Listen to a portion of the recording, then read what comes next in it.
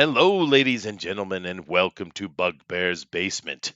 And today we're going to be continuing with episode 13 of the Moonshae Isles. This story that's been going on with our crew here has been pretty interesting.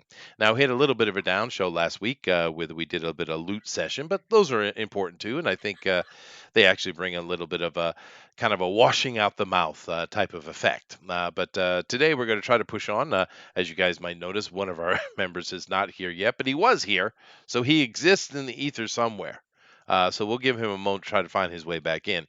But nevertheless, we really appreciate you guys being here. Of course, we have a lot of fun with this show.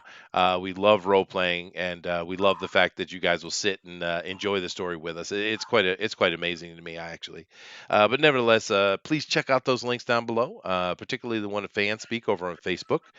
We want you to be part of that community because we're having a lot of fun over there. And it's also one of those kind of rare Facebook groups that doesn't constantly put rules on top of you.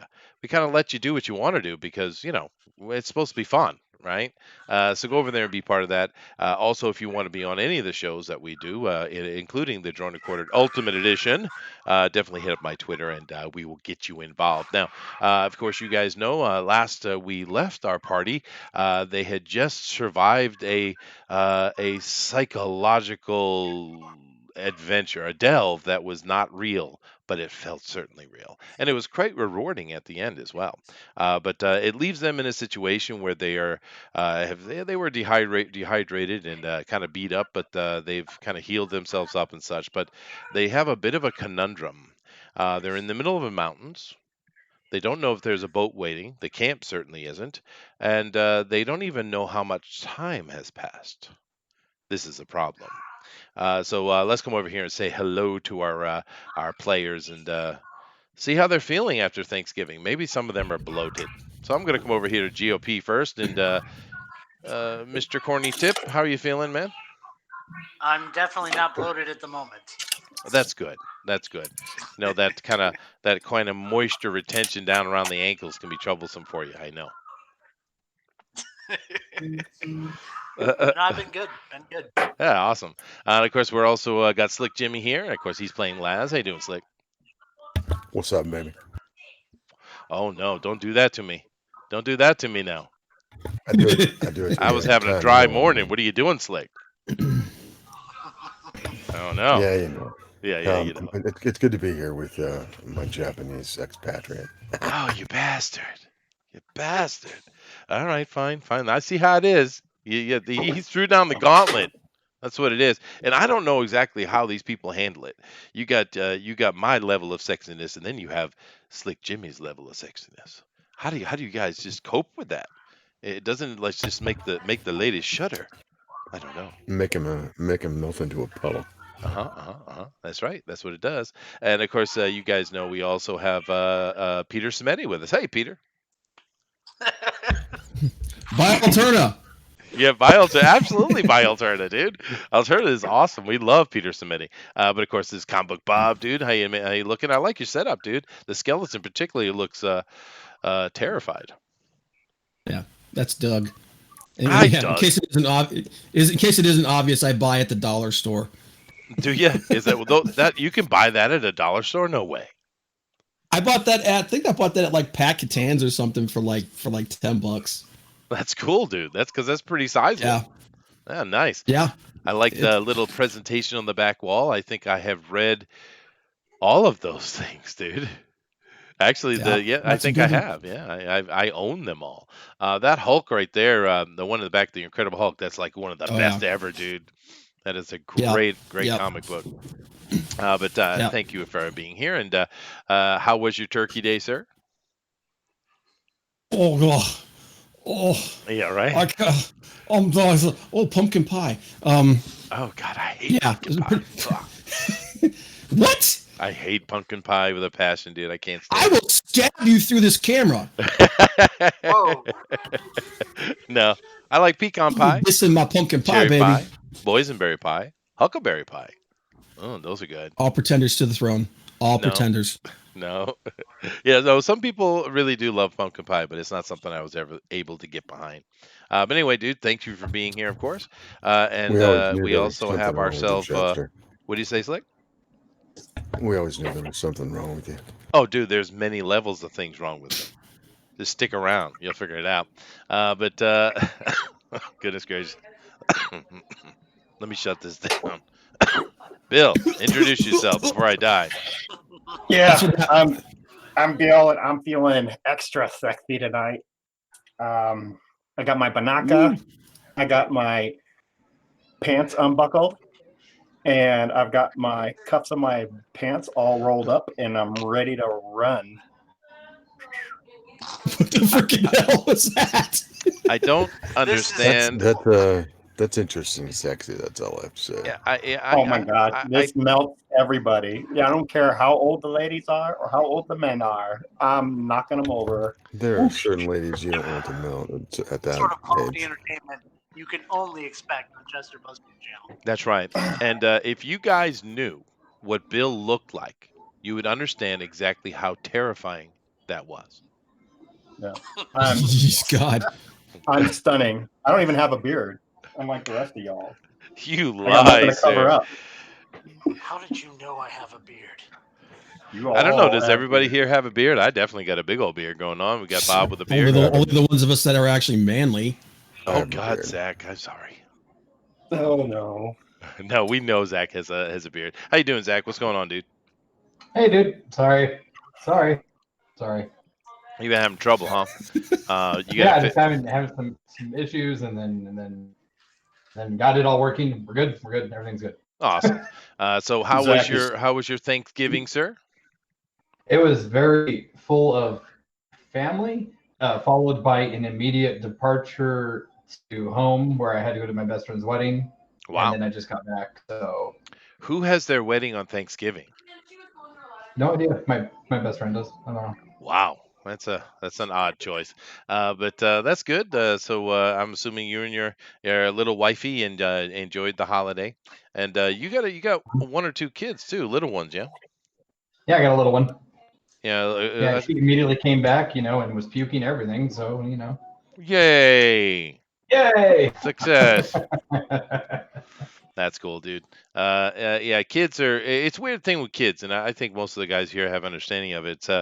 You love kids, and when you see one, you're like, "Oh, I want another one," and then you remember. Yep. Yeah. So, Pea green diapers. what have you, Weird dude? solids. Oh my God, the teenage years are wonderful. Yeah, I can't tell you how happy I am that both of my children are out of my damn house. Just elated. I haven't felt this way in decades, it seems. But the Jeez. funny thing is, It's like, thanks, Dad. it's I'm gonna actually write a true. book about you later. Okay, well, make money, baby. That's good for me. I don't have to pay for your shit. All right. Uh, well, seriously, right? That's the thing with being a dad. Well, I guess it depends on the type of dad, I guess. But I mean, you're always paying for everything. That's your job. Mhm. You're the bank, right? And now that my kids have gotten older in a university, of course, my daughter's already graduated, but I'm still paying for stuff. Damn it. It's like, I love you, kid, but damn. I mean, dude, if I stopped paying all that stuff for my kids, I'd have more than well over well over $1,000 back in my pocket a month, right? Mhm. That's not insignificant, is it? I don't know about you Americans. You guys making crazy money now? And if No. you do it, it's usually like it's because you're in California, and it all goes back right into inflation. So it doesn't Oh, right. matter. No, thanks Socialism. to Trump, man. I've got so much more money in my pocket. That's true. I'm not kidding. That's good to hear, actually. That's good to hear. Anyway, we're not going to get in that conversation. Happy everyone's here. Let me go over and do just a quick kind of rundown through the guys, see if there's anything they want to ask or mention or whatever they want to cover real quick before I do my kind of catch up and we continue on. So, anybody here have anything they want to ask or anything that they want to state or anything like that? I believe I talked to you about maybe trying to hatch my werewolf, so I'd have a little familiar to play around with and to make trouble. That would be I think that'd be fun and interesting. I think so too. I'll keep that in mind that your character's trying to do that, and I will hatch that plot upon you at the appropriate time. See, Jester could do puns too. Right on. Yeah. Do any of our casters do they have identify? I Or any thought, of you? Or any? Yeah. Nope. Just that one. I thought that Lacey did. Oh, Lacey does. That's right. I need to That's the find out one what this with- freaking shield is. Right, then it has like X amount of charges left. Oh, we have plenty of charges. Any magical item you're holding is now identified. Just give me a number so I can reduce it from her wand. Yeah. Now, well, that's a clarification on that. When you said the shield was of an unknown make, is it that we know what it does? We just don't know who made it. Yeah, no, it's just a bit mysterious in its origin. It's not mysterious in its magic. Okay, then I'm good. All right, rock on. Anybody else? Yeah, one thing like we were talking about, I decided on the way for my monastic tradition. So just so the party knows, is I'm equipped with a longbow. Now I was able to get that as a proficiency. So if all those arrows, or if any of those are free, if anyone wants to spare, or actually another thing, Zach needs to know what all he got in the loot. That's true. So I don't know how much time I want to take. Go ahead. No, take time and get it done. Please do it. Go ahead. Yeah, I can read off exactly what he had. What he got. Okay, Zach, get pen and paper ready. Yeah, Zach, you need to write this down, dude. We need to get this done quick so we can. And I just turned the music on. We have ambiance now. Ambiance has been engaged. All right, go ahead. All right, you got a clockwork amulet. Okay, and once per day, this amulet allows you to automatically take 10 instantaneously. Take 10. Oh, yeah. Is it like a down 10? Yeah. Okay. Yep. Okay. You also got an unbreakable arrow. Oh boy. Which is a masterwork arrow. Did we give all the arrow stuff to him? We did, but we can always split them up because these guys, like, once we're done with the fight, you can always just run over and grab them. That's true. Especially that you one. also got, yeah. So currently, I'm just gonna give them, like, you guys can decide later on who gets what, as far as the arrows are concerned. But right now, I'm just gonna give them all to Zach. You also got 10 plus 2 arrows. Okay. A single red fletched arrow of giant slaying. So just write down red fletched arrow of giant slaying. And that thing is pimp against giants. Yeah, it's very pimp. Let me know when you're done. You gotta right, sing go ahead. Ozzy Osbourne when you shoot that arrow. It's part of it. Yeah. All right, you're done. You also got a helm of dark vision. Ooh. Mm-hmm. We hooked you up, bro. What's the plus on that? The helm of dark vision. That doesn't do anything but give you dark vision. Yeah, I think it's just like a regular helm, right? It just gives you the bonus of that plus whatever your plus the dark vision, right? Yeah, no, it helps the inadequate human. Yeah. Okay, and then you also, and this is pretty badass. You have a cloak of elven kind. Yeah, that's really badass. Of elven kind. Yes. You know what that does? Nope. It makes you super I stealth. will tell you. Ooh. Okay, eagle Yep. for stealth. It's like it camos with its background too, so it's kind of like Yeah. the Lord of the Rings. It was Yeah, a but takeoff what- of that. It was, right? I think that was a D&D nod to us as well. Yeah. Yeah. Basically, you have advantage on all dexterity stealth checks made to hide. Any perception check to see you has disadvantage, and the cloak's color will shift to camouflage you. So whenever you want to activate this thing, you just pull the hood up, and then when you turn it off, you pull it down. Yeah. Cool. And keep in mind those checks are made with moving, right? With this cloak, if you are dead still and and you're not moving whatsoever, it negates most rolls I would make, right? Nice. Yeah. I think the only way you could see him is if they rolled like a natural 20, or if they had some kind of like, I know some dragons have the ability to see through certain illusions and things. Well, sure, yeah, Like true sight or something. yeah, true sight. Of course, what I mean is, it doesn't prompt me to make a roll, is what my point is. Mhm. Right. The only time you run into a problem is like an observant person or thing with true sight, and of course things that have some manner of olfactory advantage. Right. And even then, I think they're at a disadvantage to detect you, right? Yes, they are. Yeah. But I mean, it would Okay, prompt so a that's roll, what- is my point. But yeah, it's a badass thing, dude. Yeah. For a scout, for sure. Yeah. That's what you got, bro. And you might want to split some of those arrows with the monk. But that's your choice. I have a crossbow. I have a bow and arrow. So it's like, if there were bolts, that'd be cool. But since they're arrows, I can't really do anything with them unless I go out and get a bow. Well, you should probably, until you get a bow, you should just store them on Lacey, because she has a bow, although she hasn't really shown a need I'll to give you a use it. breakable arrow that's mastered to the monk. There you go. That's a good point. You- Yeah. And I think you could also give him like 5 of the +2 arrows. Yeah. Okay. So how many? So it's the one unbreakable and the 5 + 2. Yeah. Yep. Okay. And then Once the other again, 5 are the unbreakable arrow. Sorry to interrupt, Zach. The unbreakable arrow is something that can be further magicked. That's what makes it special. Yeah. Right. It's like mithril. And then in addition, you got 11,166 gold. 11,166. Yep. Yeah. Yeah. 0.2. It's a lot. Yeah. Yeah, that's a lot, because I only had 970.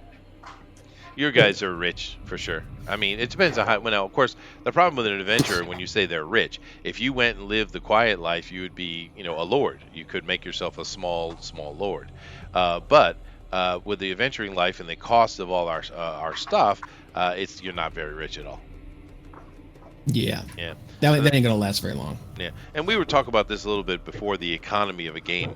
Literally the economy in your world, right? And I think a lot of games, or not necessarily the DM, but the joint group, make a mistake of thinking the economy in a D&D game or a role-playing game is a singular thing. It's not. You have the common people and you have the adventurer, and their economies are very different, right? But anyway, anybody else? I'm good. Sweet. All right. Let me catch the chat up real quick, and then I'll dive in. So we got Roger Heller in here. Very nice. Thank you for coming in. It's always a pleasure. He always has such nice things to say. Bill is saying things that are unimportant. So let me see. Eric says, that's comic So book mean. Bob. I know I am. And Eric says, I'm starting to think we all look alike. Beards, and more beards. Well, you know what it is? It's culturally acceptable to carry a beard now. For a long time, people unless you had the most perfect beard and mustache, people kind of like, oh, that's dirty. But these days, you can carry a beard, and men, I think, we'd rather carry a beard if we can, right? Well, I've had Van Dyke since the mid '90s. Oh wow, dude! I used to carry a Van Dyke too. They are nice. Let me see here. Eric Arkin says, never forget your anniversary if it's on Thanksgiving. True. He also tells me, shut your mouth, Chester. You will love pumpkin pie and not say another word. All right, fine. Kronos Kyron says, Yeah. Take that. Kronos Kyron says, who's building a castle there? Is that model? No, it's not model, dude. That is Bill, and he has caught the oh, damn it. It would have been cool if I said it properly. He's caught that bug. Yeah. Actually, I've caught that bug too. I might have to post some stuff. Sweet. No, it's fun. It's one of the fun parts of the hobby for sure. Let's see. Oh, goodness. There's so much here. Let me try to catch up. I think Baby Yoda sliced cake now. All right, fine. Baby Yoda's the thing now. He's going to become a meme, I'm sure, if he's not already. Almost half. Already is. Yeah. Yeah, it's a Almost. huge meme right now. Almost half of all Americans work in low-wage jobs. You know that I was. Thank you, James.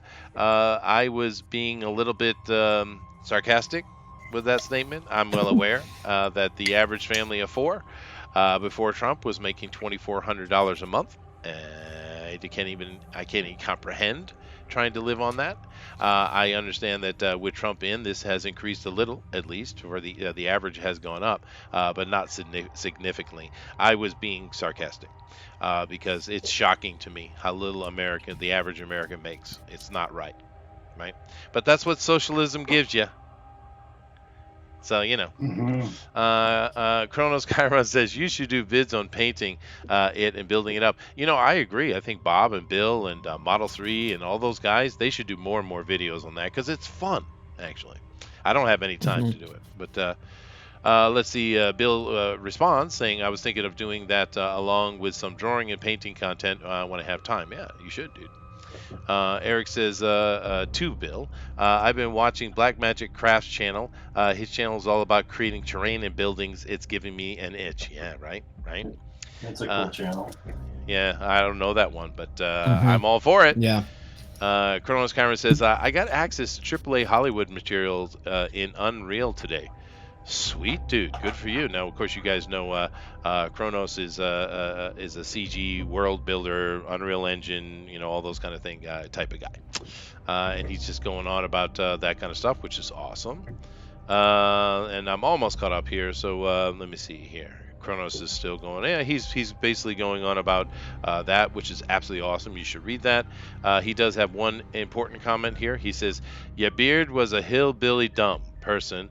I've had one since 24 because I keep getting carded for smokes." Sweet. All right. Got an idea is like, yeah, it's growing out of my face. Yeah.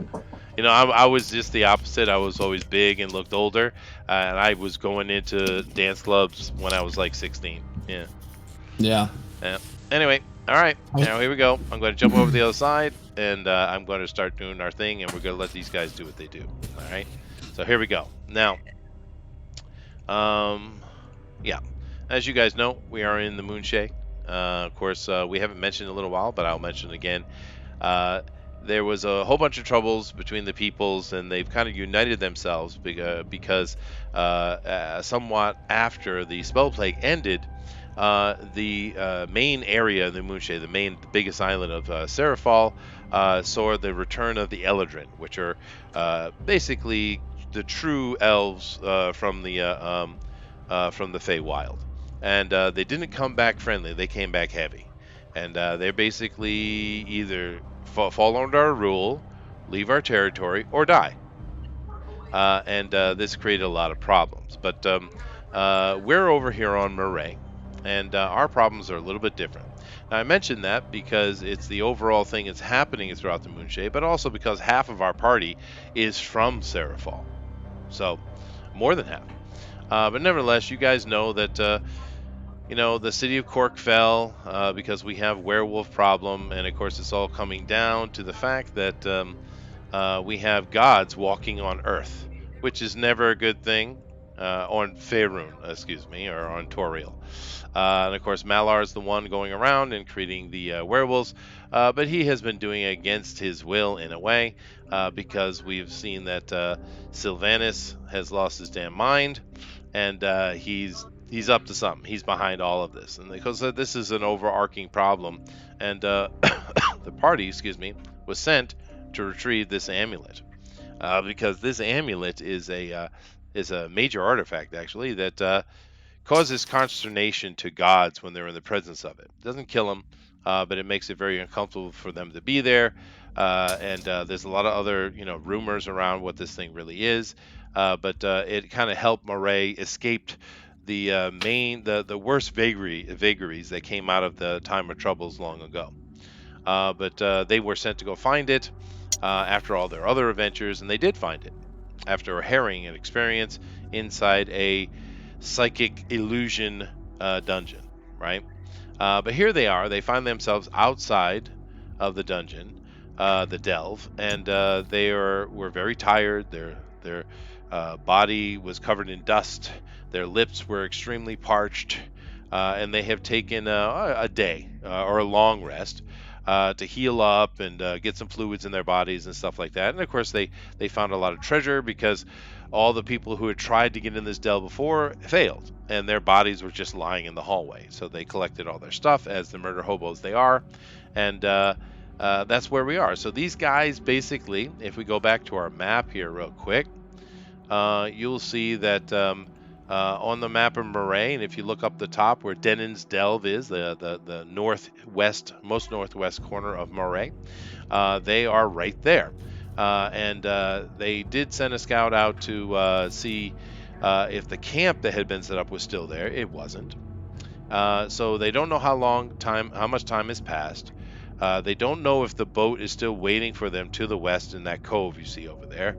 And they're in the middle of the Troll Claw Range, which, if you're confused by the name of the place, it is the most dangerous area of Moray. So, and the DM may or may not have intentionally put them stranded there. Possibly, it's possible. So, so that's what I have to say. So let's come back over here and let these guys make some decisions, man. Go ahead, guys. After we divvied up all of the stuff that we found, did we take a long rest, or you did? You guys healed up. Okay. You took some liquid. You took a long rest. So you guys are sitting. We'll say it's the morning, the next morning, and you guys are probably healed up completely, I'd imagine. Yeah. With all the magic in this party. Yeah. We threw. Yeah. Oh, go ahead. I was gonna say, I'm going to assume that none of our stuff is there, including our mounts. Nothing. Yeah, nothing.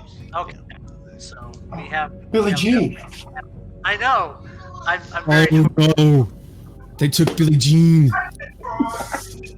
They stole your goat. Well, I'll give you an option, GOP. They either took the goat, or you find the goat and it looks like it's been dead for a while. They stole Billy Jean. You choose, brother. I just did. Chester, can I offer a third one? Sure. We find some goat bones around the fire. Oh, that's even better, because that's innocuous. We don't know. It doesn't give us any hint to time.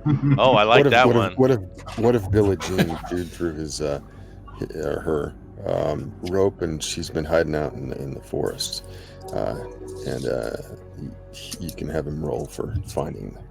I could. No, I like mine better. But probably what would happen, Slick, is you would find a troll encampment, and I think Bob's effect would come into play. I think you should roll. You should roll out the options and make it a surprise for me. All right, fine. I will. Yes! I'm doing it. Here we go. Come on, number 3. Come on, number 3. All right. I know what happened. All right. So we're going to take one last round before we leave, or what? I just rolled. Okay. No. I happened. didn't know if you were going to have him look for it and investigate and find it. Well, no, because the one that happened, you guys were already known about. So you guys go and when you looked at the encampment, you found that it was bone dry. There was nothing there. The fire had. You still saw traces of the fire, but it was long past. And you find bones of a goat around the fire. Billie Jean. No. That's my lover. Sorry. I'm going to take a moment. Yeah, that's what I'm doing. I apologize, dude. I didn't even think about the goat, but now the goat has been placed in time and memorialized. That's okay. That's okay. Yeah. Episode 13. R.I.P. Billie Jean.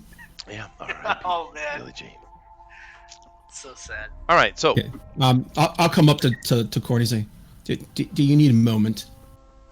I just, I felt like I finally. I'm sorry. I was being facetious. I really don't care, and I walk away. You know what you should do. You know what you should do, GOP. I love it. You should collect the bones, and you should make yourself a primitive type of chest plate.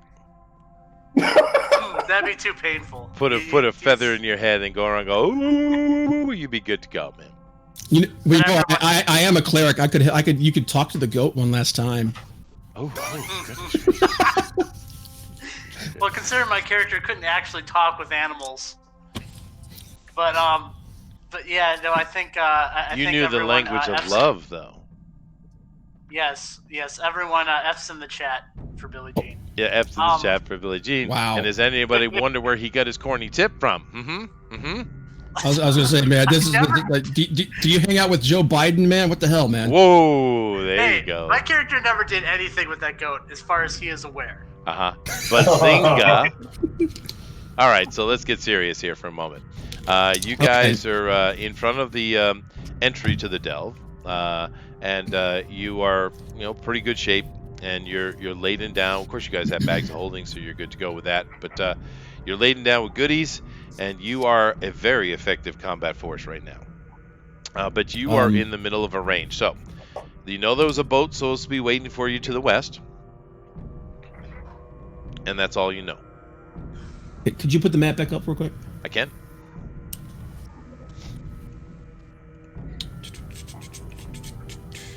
To the west. Go west, young man. Let's go. There it is. Okay. All right. So we can go to the coast and hope that the boat's still there, and then we also have to deal with the people on the boats who basically lied to us.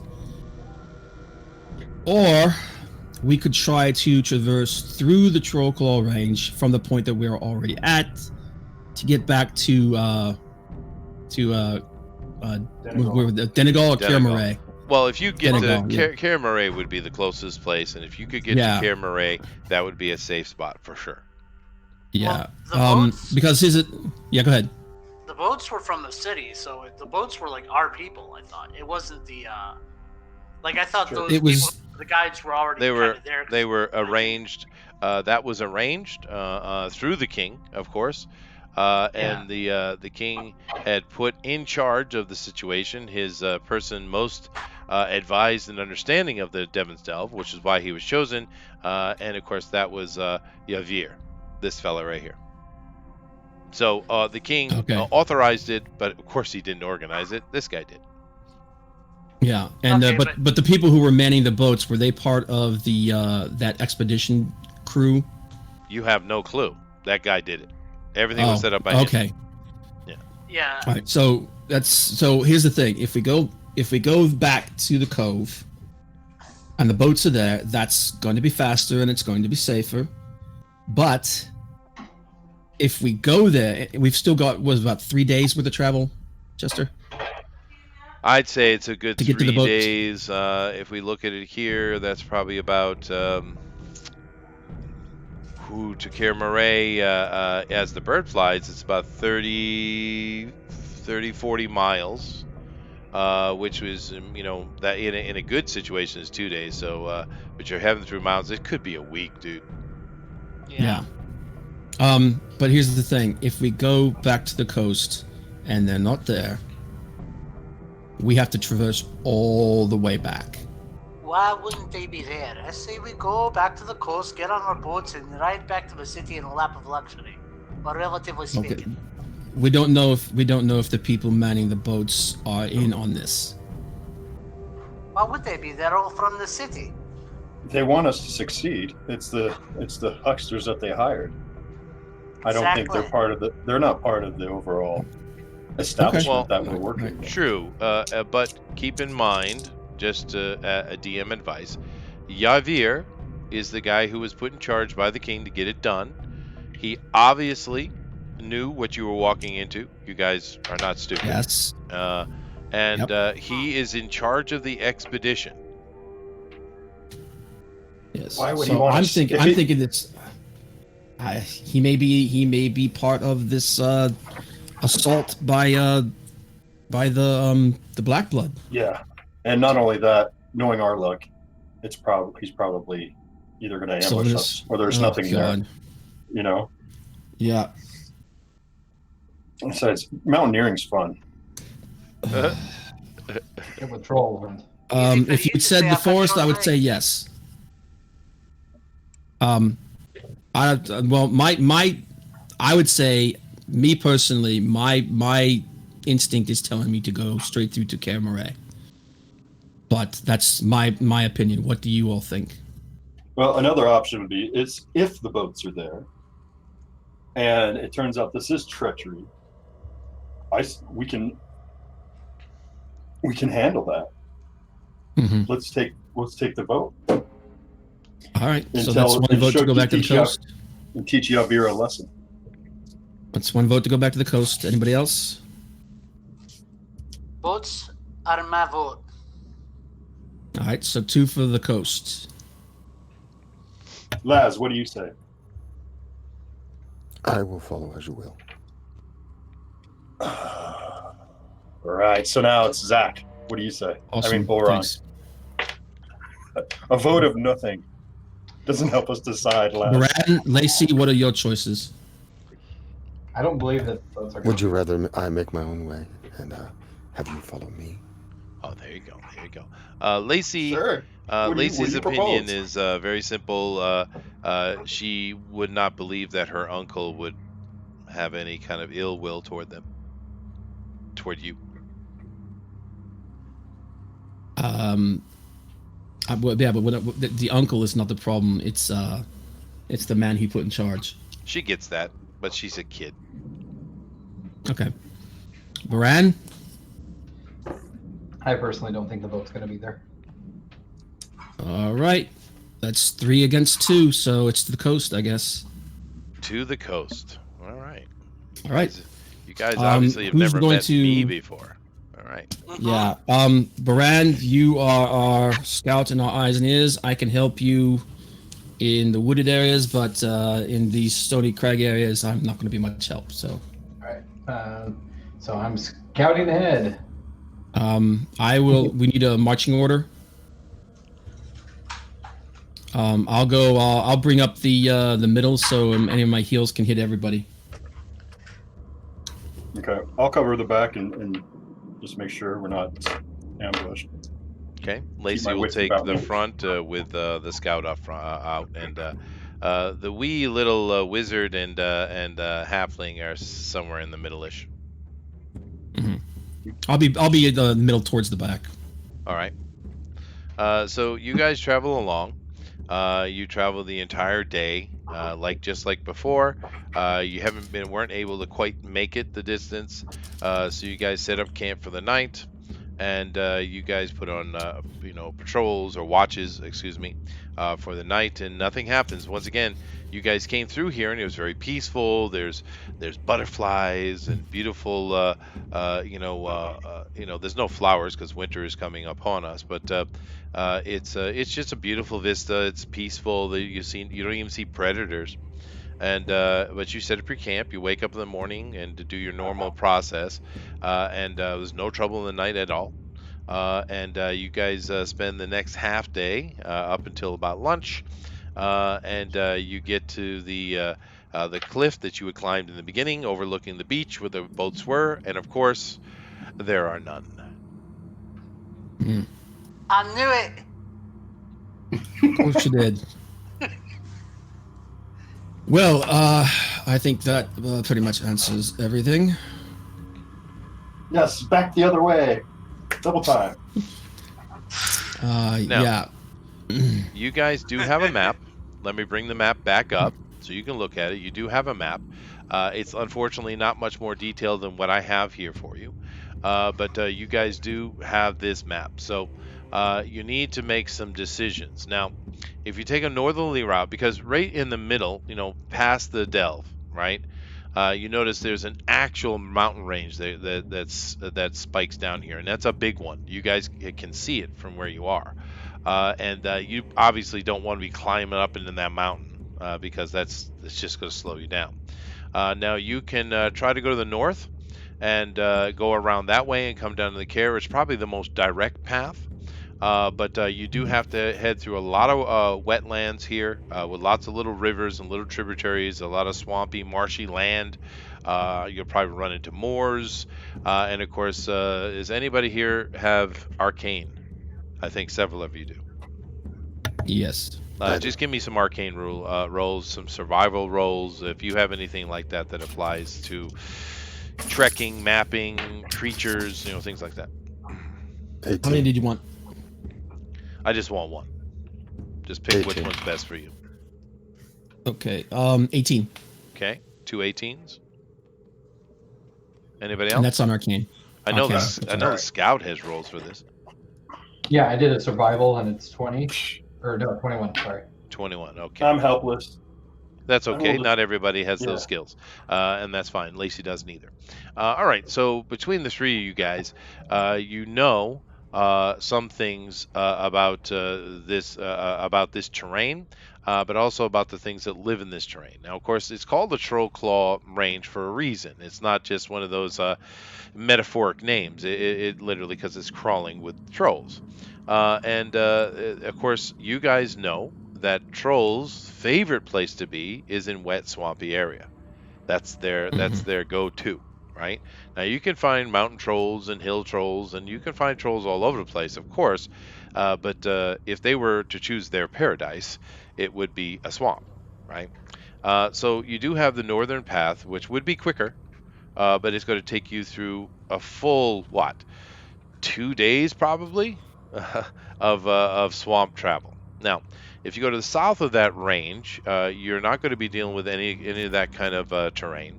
You're going to run into the river, the Moray River, we'll call it, because I don't see it's named, but I'll call it the Moray River. You run into that within probably 2.5 days of travel, 2 days of travel. And of course, once you're on the river, finding a way to travel down the river or on the coast of the river would be, a pretty quick and safe way to travel as far as keeping your bearings, right?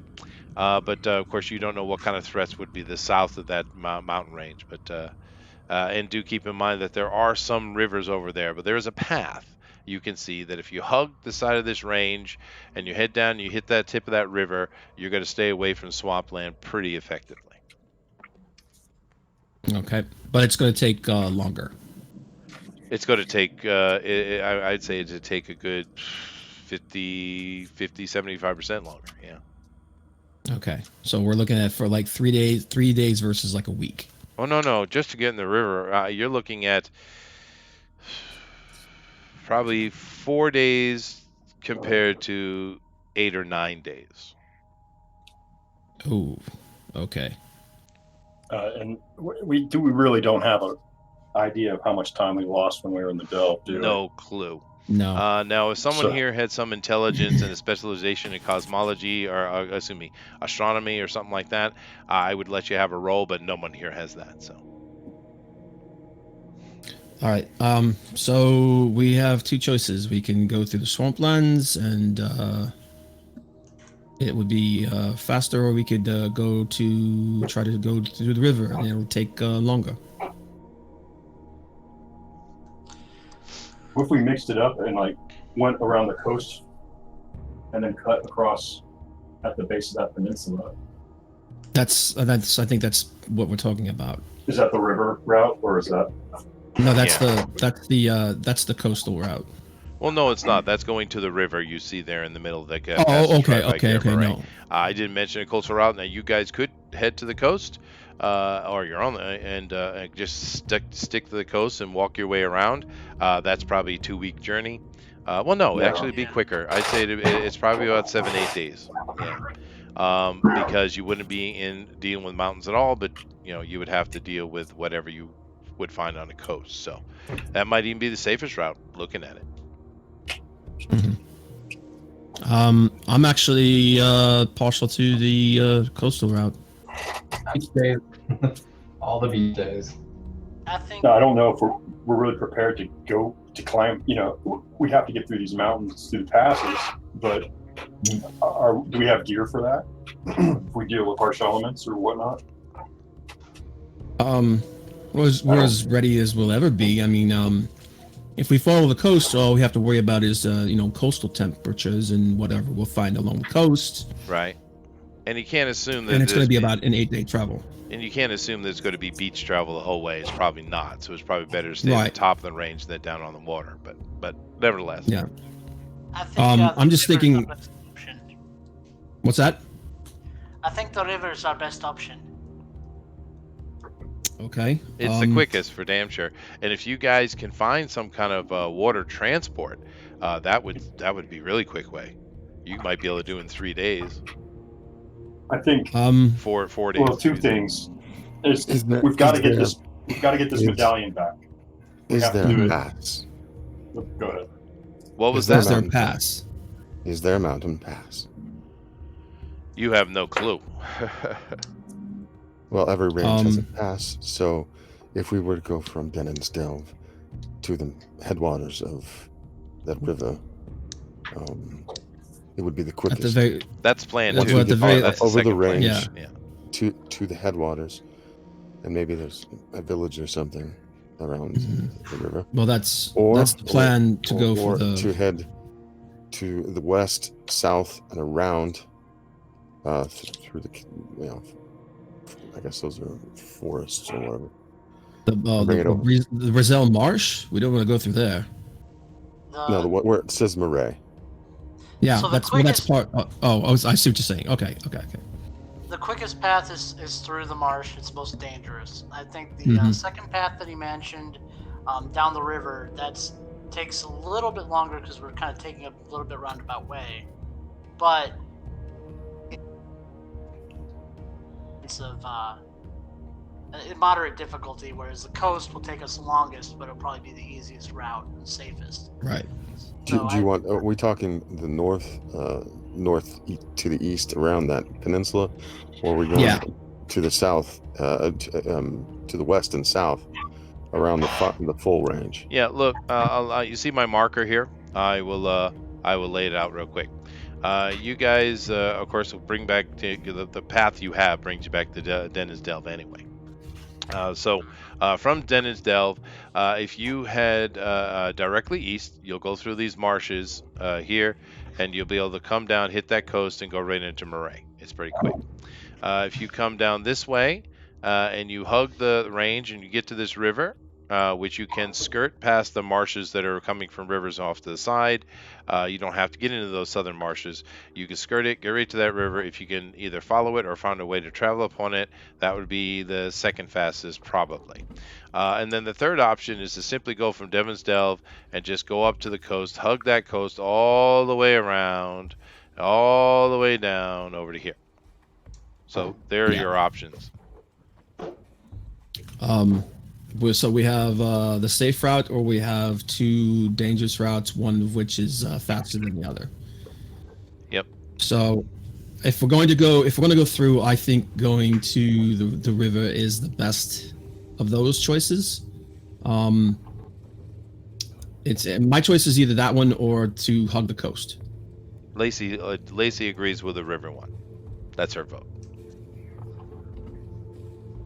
So it's 2 for the river.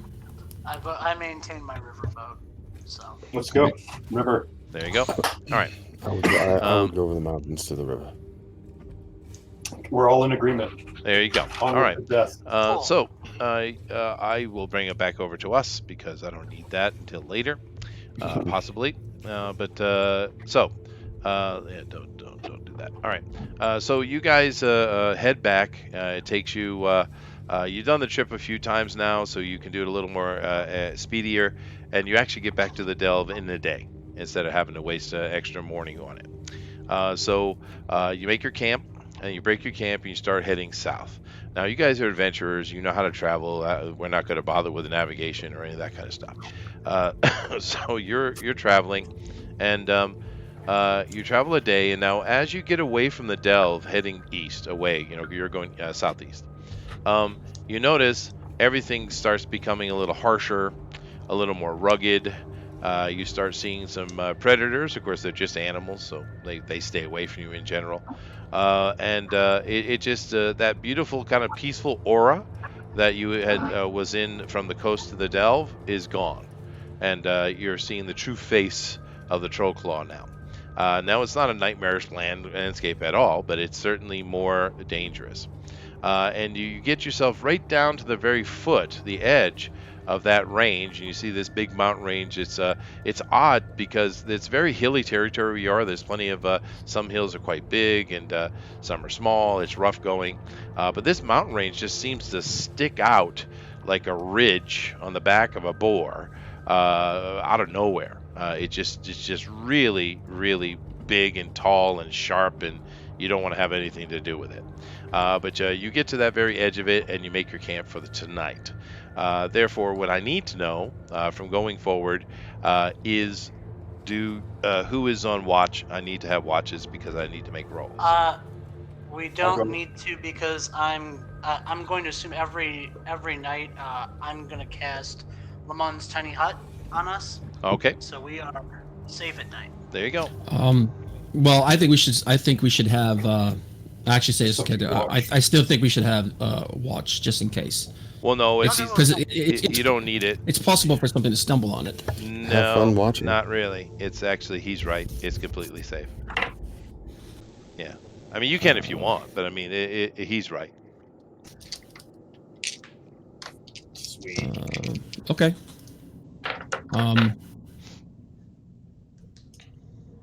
Cool. Yeah, no, it's okay, dude. It's easy enough anyway. We don't need to deal with the random rolling table if we don't have to, right? So, you guys get through the night. You're well rested. The tiny hut is a good thing for that. You're very well rested. You got plenty of food in your belly, and you guys having your little chats about what's going on. Why is this person doing this? It's just some kind of scam, etc., etc. And you get up in the morning and start traveling. Now you guys are hugging the southern part of this mountain, and the terrain changes a little bit. Whereas before it was very rugged and kind of sparse, around the base of this mountain there's actually a forest, a full-on forest. And you guys are traveling through the woods here, whereas before the vegetation was more sparse. And as you guys are moving through the morning here, of course, you're all on foot. And you got your scout out front. You're being cautious and safe, of course. But Mr. Scout, please give me a roll.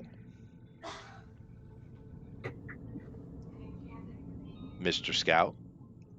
Scout man. Zach. No, Baron. Zach. No, I'm rolling. John. Go left, Gomer. All right, you rolled a 19 plus whatever, so that's plenty. You're coming along, and we'll say you're probably about, I don't know, 100 feet in front of the party, maybe a little more, 150 maybe. And you're just kind of keeping a lookout, and you catch out of the corner of your eye, south of where you're traveling, you see a group of large creatures moving through the trees, and you stop immediately. And you try to get a peer on what they are. Now, do you guys have anything set up to be able to warn the others? You are a little bit ahead, so I don't think you have any magical way of communication. So, but anyway, you notice that as you kind of focus on what they are through the trees, you see there's a group of at least 5 ogres. Now, you've never seen an ogre before. But you've certainly read your children books and scout books and stuff, so you know what they look like as far as illustrations, so you're able to pick it out what it is. And they're big old ogres, and there's at least 5 of them.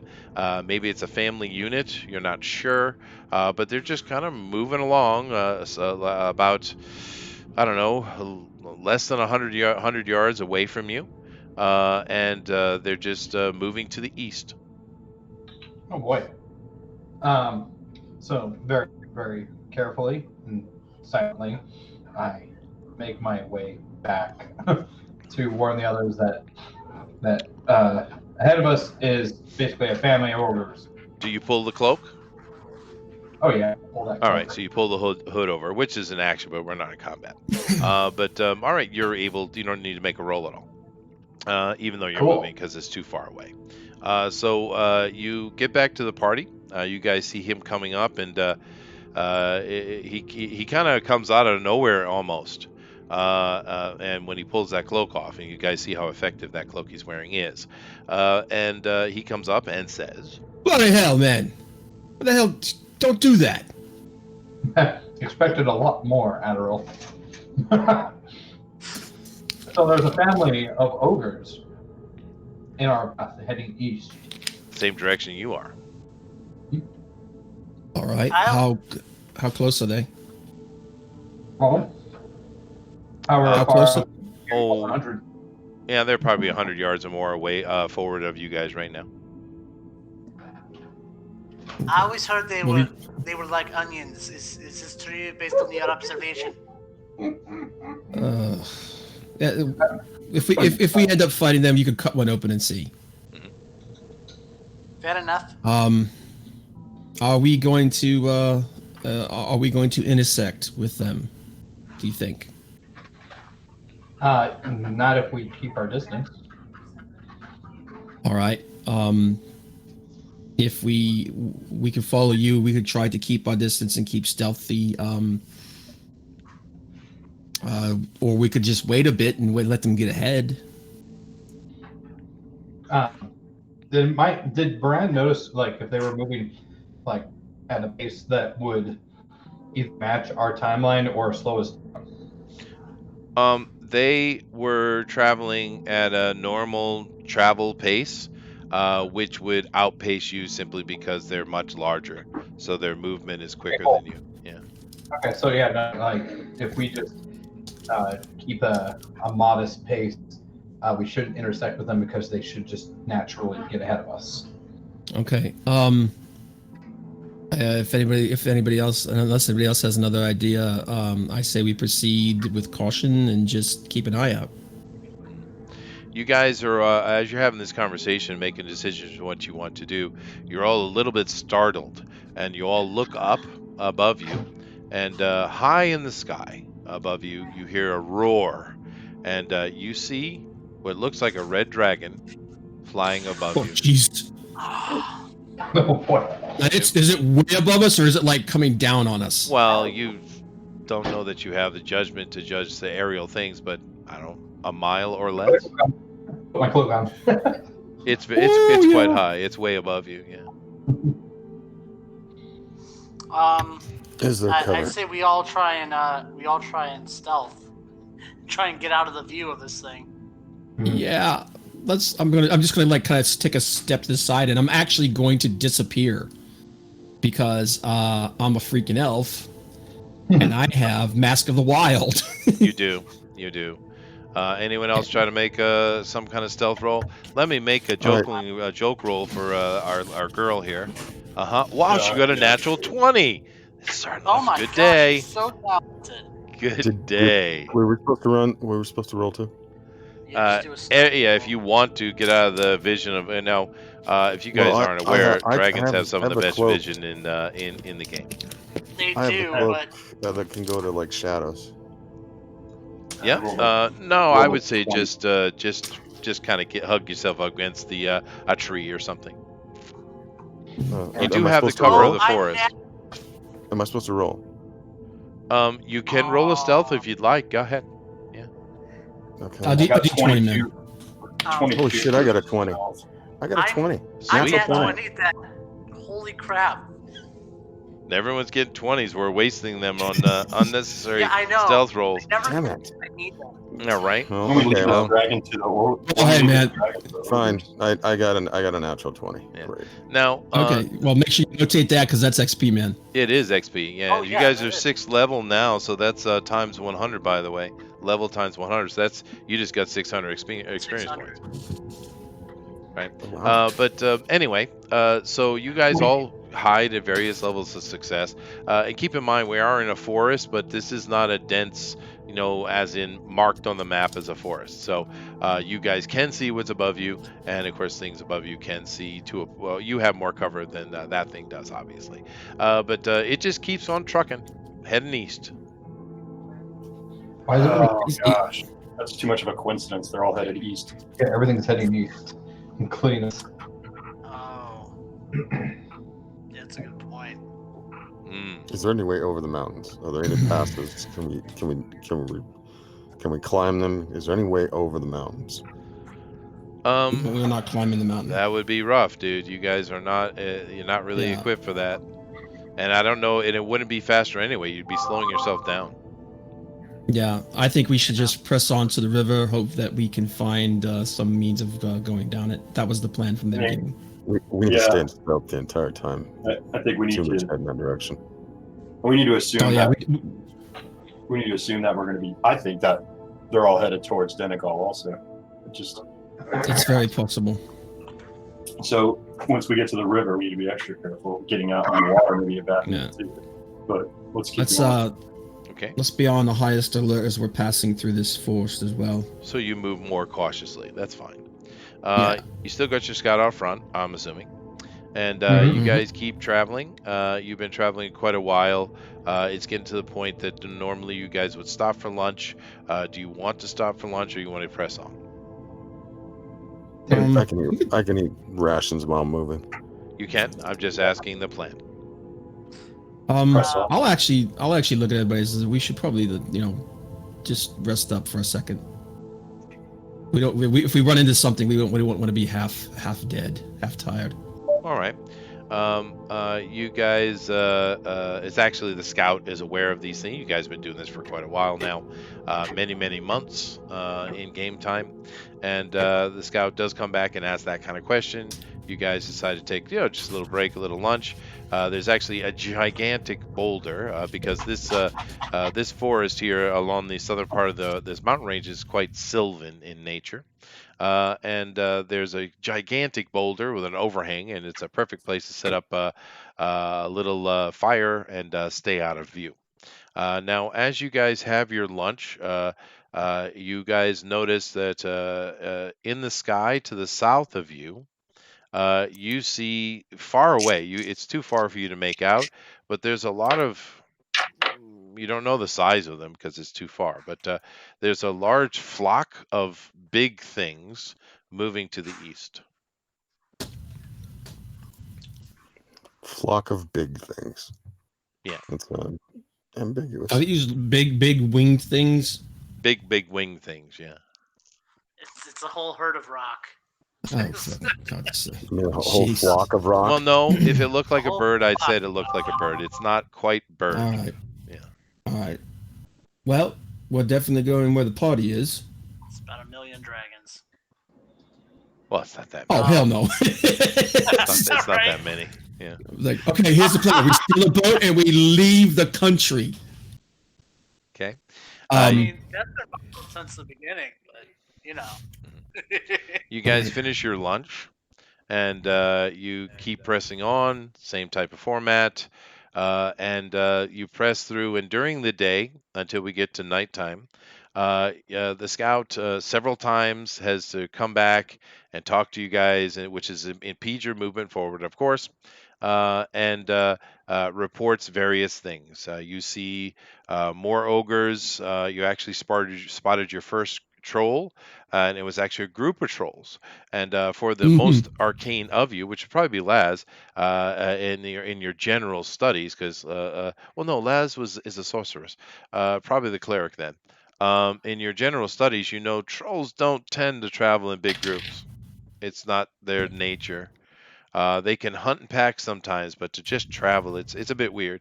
But you saw your first small pack. It was only about 3 or 4 of them, and of course, the biggest sighting of the day was an actual hill giant. oh, jeez. Right? Oh, no, we're good. We got an arrow of giant slaying. You do, but it's a singular one. And he basically was just walking east, as everything else was, with a tree over his shoulder. What is going on? What is I think east is the river. Yep. That's where we're.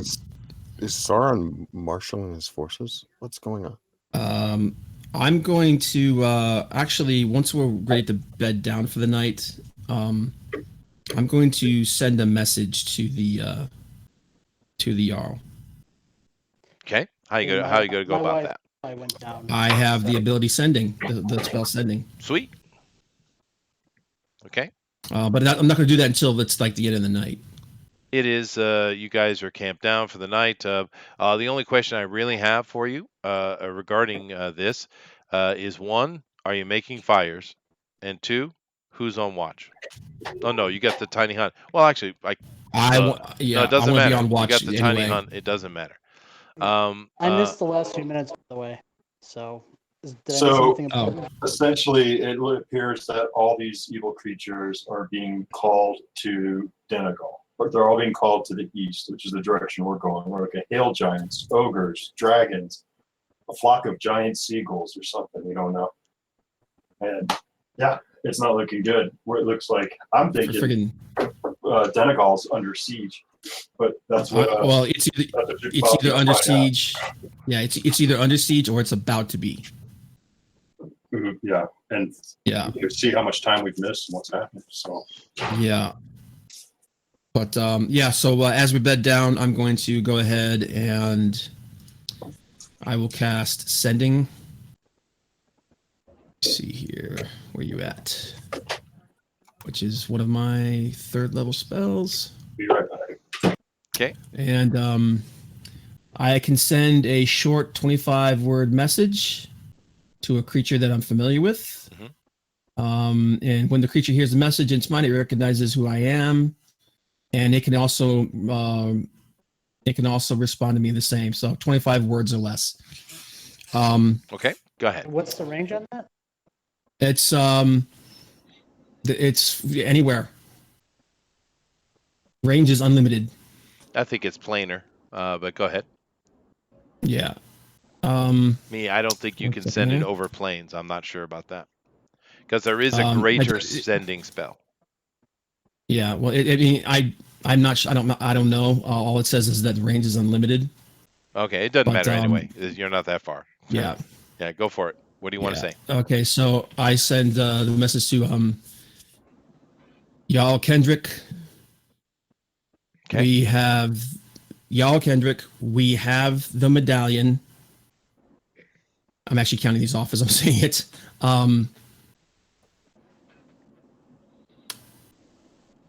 We're betrayed by the guides. What's the name of that guy? Let me check real quick. Yarvin? Yeah, Lairg.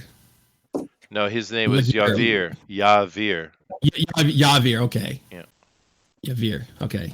And then change that to who's Laird?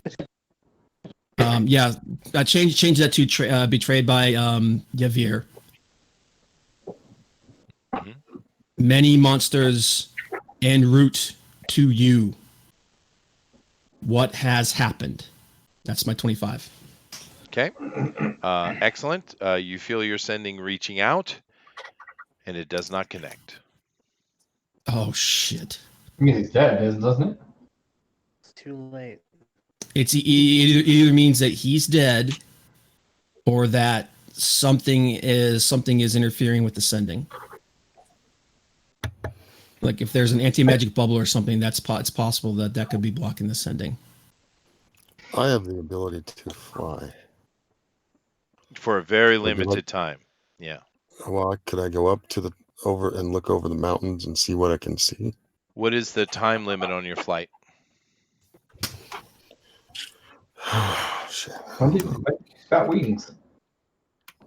Yeah, no, we can. I just need to know the time limit and the movement speed because I kind of doubt he could actually get to the top of the mountains. He could certainly get above all the trees and everything, good view. Although he might want. Well, he's got dark vision. That's fine. Okay, but then again, it's limited. You probably want to do that in the morning. But nevertheless, well, what are the distances and time? It's 10 minutes. It's 10 minutes, I think, for a regular fly spell. And, yeah, but he's not. I don't think it's a fly spell. I think it's part of. Well, no. What is it you're using? It is. It would be 3rd level fly. Oh, it's a fly spell. Yeah, if it was 10 minutes. Yeah, this isn't going to get you over that mount, above the mountain. You can get pretty high though. And it's 60. And it's 60. You get pretty high. 5 minutes up. Well, probably 6 minutes up, less down. But I'd wait till the morning to do what you want to do because you'll get a really good view of the surrounding area for sure. Okay. We just need to know what's going on. No, I agree. So Yeah. you guys are in the tiny hut, so what makes the evenings quite uneventful, which is nice. And you guys wake up in the morning, and our sorceress flies up. You're using the fly spell, so it doesn't actually grow wings. You just levitate up, and you take a look around. Now, you get yourself up high enough in that 6 minutes of ascent that you can see quite a distance, and off in the distance to the north and almost directly ahead of you, you do see huge plumes of smoke to the northeast and to the east. You see huge plumes of smoke. Matter of fact, you've probably never seen smoke of that size in your life. Crap. Well, I return down to the ground and I report. Another important point. The forest continues along the range, but you guys are heading in a southeasterly direction because you're heading toward the river. And this forest starts to thin out a little bit. And down by the river, which you can see off in the distance, you can't make out what it is, but there are probably thousands of creatures moving around. Exactly where you're heading. Well, then I return down to the ground and report back what I've seen. Well, that kind of tears it. We're not going that way. You know, I kind of had a bit of a crazy idea. What if one of us just puts on the amulet? It will push gods away, but it won't stop trolls from pounding us into paste. True. But, I mean, if we can get rid of the god, we might be able to... I don't know, it'll be a lot easier if we know that god's going to stay away from us. Chester, can I make an Arcana roll to figure out if this thing will even work if we put it on? You most certainly can. Of course. Okay. Yeah, I have no idea. That's a 3. Yeah, and you are the best one to do it, actually. But you could have the sorceress do it as well. Or you could just take 20 on it, you know. Yeah, sure. Well, either one is fine. Just take time, looking at it. And you have you realize you have a wand of identify. Well, yeah, I guess we could use that. Lacey, could you tell us exactly what this thing does? She starts dancing around, singing a song, and he ends it with bibbidi bobbidi boo. Okay. And I steal the Vorpal sword and I cut her head off. Okay. But I really enjoyed it. Yeah, of course you did because she's jingly. But she identifies it and she finds out that you have to put it on. She can't identify what it is actually. The magic just simply doesn't identify itself, but it does identify the most important thing you need to know, which is the activation code, which is Praise Pelor. Well, shit, I can't put this thing on. Yeah, somebody else put it on. I hand it to Laz. Why? You have you don't have any angst against Pelor. Pelor and Coralon have been allies in the past. You don't. Well, you could, of course, you could play your character any way you like. But I think there is a misunderstanding sometimes with playing clerics. We don't live in a monotheistic setting. We live in a polytheistic setting. And in a polytheistic setting, all gods are revered by everyone at different points. You might have one you focus on, but they're not, unless they're evil or against your god. It's not odd for you to invoke Pelor's name. That's not weird. No, I know that. I'm just kind of being a smartass. No, that's fine. Who wants to put it on and try it? I handed it to Laz. Oh, sorry. Go ahead. Give it to the evil, tainted tiefling. That's a great idea. I actually did it because I kind of want to see what happens. As the tiefling immolates. Okay. Do I need to roll on this or something? Nope. You just need to speak out in a loud, clear voice. Praise Pelor. Okay. Praise Palor. As you And Palor say, just got a chubby. hmm as you say so, the amulet begins to glow on you, and you guys, it's morning, so it's not going to give any location away to something that might be nearby, and of course the scout is paying attention, but it glows, and then it just stops. Well, that was helpful. Did it work? Well, if we don't run into Sylvanus anymore, we'll know. Alright. Now, does what we got from the identify, is there any indication that this thing worked or not, or Well, actually, the identify spell from Lacey, it's always working. It's on, and Oh. it's a level of magic that is beyond the ability of the spell put upon this wand, which I only gotcha. means it can be of artifact level. Mm-hmm. It has to be some manner of artifact, whether it be a So common artifact or a legendary artifact. It's an artifact. So do I keep it on or do I hand it back? What do I do? I just hang on to it for now, I suppose. I mean, Just rock that amulet. it's not going anywhere. It looks fine in my bosom. Yes. It's I gigantic, agree. but yes. I think we need to talk about what we're going to do here. I don't think going forward is a good idea. I think we need to go back. Go back To the where? dungeon. We need to take the long way around, unless you want to wade through a few hundred trolls and a few thousand orcs and a couple of and a red dragon. There's nowhere to go. I don't know where we're supposed to be going. To Kaer Morhen. All right. Then let's get traveling. Why not? I mean, what else do you want to do? We can't go forward. Yeah, that's very true. All right, well. I guess we go walking again. There is still no way up the escarpment or over it.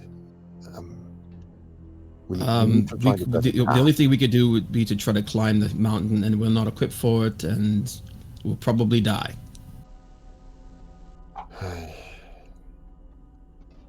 We can't go forward. We can't go over. We have to go around. In what direction? Which direction are we going to go? The one back up and then along the coastline. Back up and then along the coastline and then over is what I would say. The one we didn't want to do.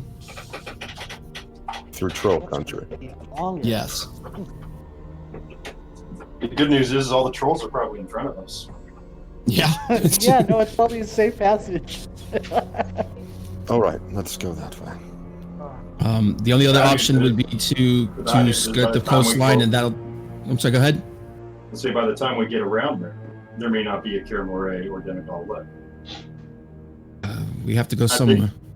I think we need to also think about another way to solve this. I think we have to, again, we have to do a Baran and slice our throats to get out of this puzzle. I don't think there is a way to save Morhen. No. I think we need to leave.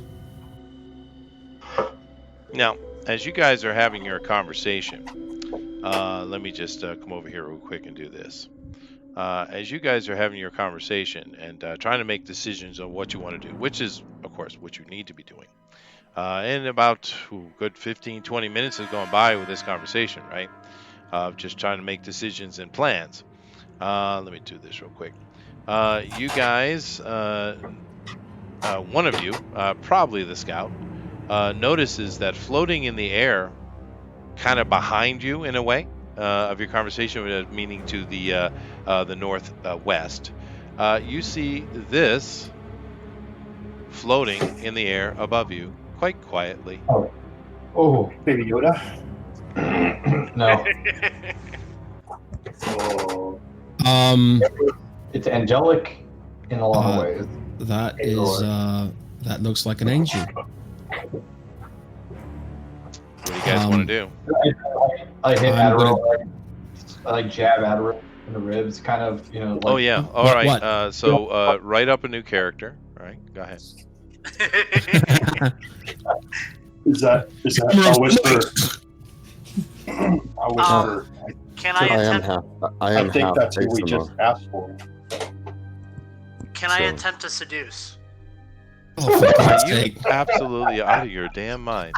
I am half Asimo. Actually, it Please doesn't. do it. Hold on a second. Hold on a second.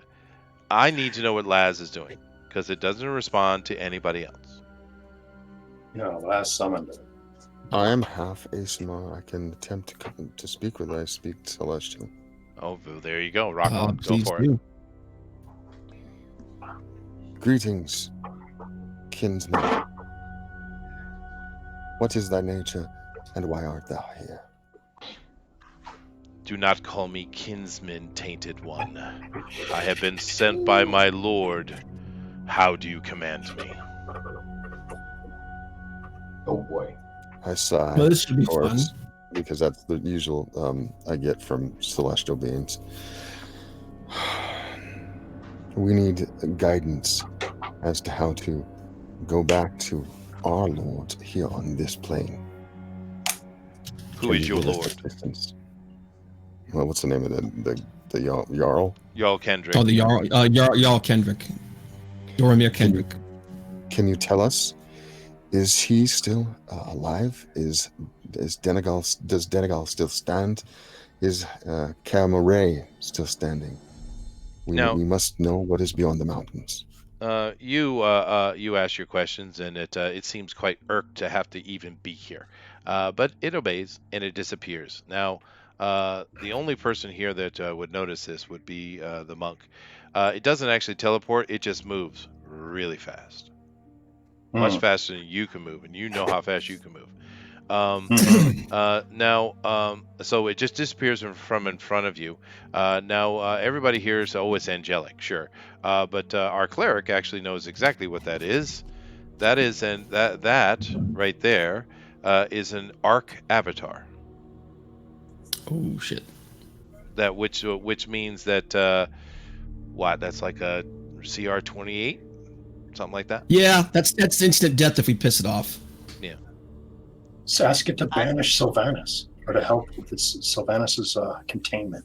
It's not quite on the level of a god. No, goodness gracious, Sylvanas is you don't really give God CR, but I don't know, CR 100, something like that. Probably ridiculous. Yeah. But you don't even apply CRs to gods. But this is within the scope of mechanics of the game, meaning that at the ultimate level, the most epic level you could be, you might be able to take it out. So therefore, it has an actual CR. But there you don't get higher than this in the angelic world. This is as big as it gets. So Yeah, I give her a little eyebrow thing, You do. We're wasting its time asking. We're wasting its time asking it to scout. But anyway, it is not here anyway. I actually explained to everybody that whatever god this creature serves is so powerful that its very presence will alter the reality around it. That's why it sends avatars. That's fair. And just give me a religion roll real quick. For those of you, the two of you with the true arcane, which would be trained people, Laz and of course the cleric. You guys also know in your studies that the presence of this thing within the material plane might well activate Mechanus. Okay, so I'm supposed to roll again? It's that I had a serious a 17 presence. for religion. I am supposed to roll again? No, I just want the people religion to roll. Okay. Yeah. No, I got a natural 1. Oh my I got god. a 17. That, sir, is a troglodyte. Okay.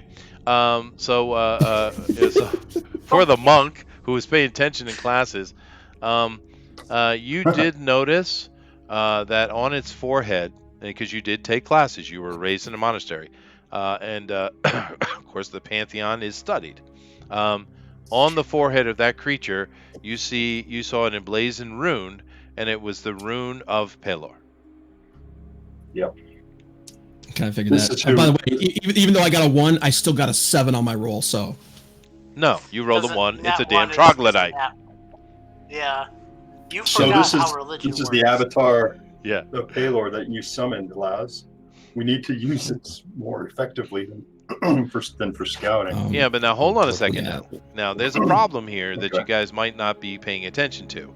That medallion Us? was told to you very clearly to put out an aura that kept gods away. yeah, this attracted something. This did something quite different. This didn't do anything at all what it said it was, that you were told who it did. And who told you what it did? Lacey's Uncle, uncle. the Jarl. Yep. Yeah.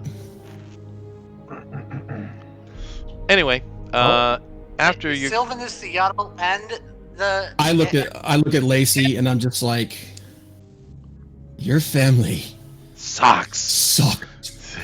No, we need to see this creature is so. This being is so powerful. Maybe it can help us discern the truth of what is going on here.